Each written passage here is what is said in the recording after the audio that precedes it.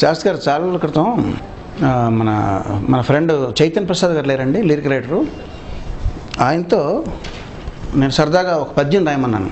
Shake hands మీద పద్యం రాయండి, మనం తెల్లారేస్తే కొత్త వాళ్ళని కలిసినప్పుడు meet mister so and so అంటే షేక్ హ్యాండ్ ఇస్తాను వెంటనే. దాని మీద ఒక పద్యం రాయండి అని అడిగితే ఆయన రాత్రి అంతా కూర్చుని రాసి తీసుకొచ్చారండి. సరదాగా మీకు అది వినిపిద్దామని.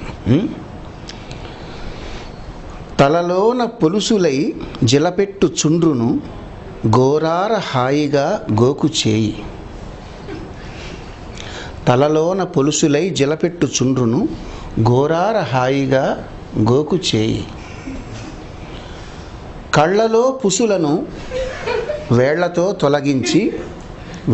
తొలగించి వాల్జూపు సొగసు కాపాడు చేయి. జలుబుతో నాసిక జలపాతమవ్వేళ చీమిడి బర్రున చీదు చేయి. ముక్కులో కొలువైన పొక్కుల్ని నేర్పుగా కెలికి వెలికి వలుచు చేయి. ముక్కులో కొలువైన పొక్కుల్ని నేర్పుగా కెలికి వెలికి వలుచు చేయి. చెవిలోతులో చేరిన గులిమిని చిటికెన వేలుతో చెనకు చేయి. గజ్జలో కొలువైన ఘనమైన మట్టిని గజ్జల సందులో ఘనమైన మట్టిని నలుగు పెట్టిన ఎట్లు నలుపు చేయి.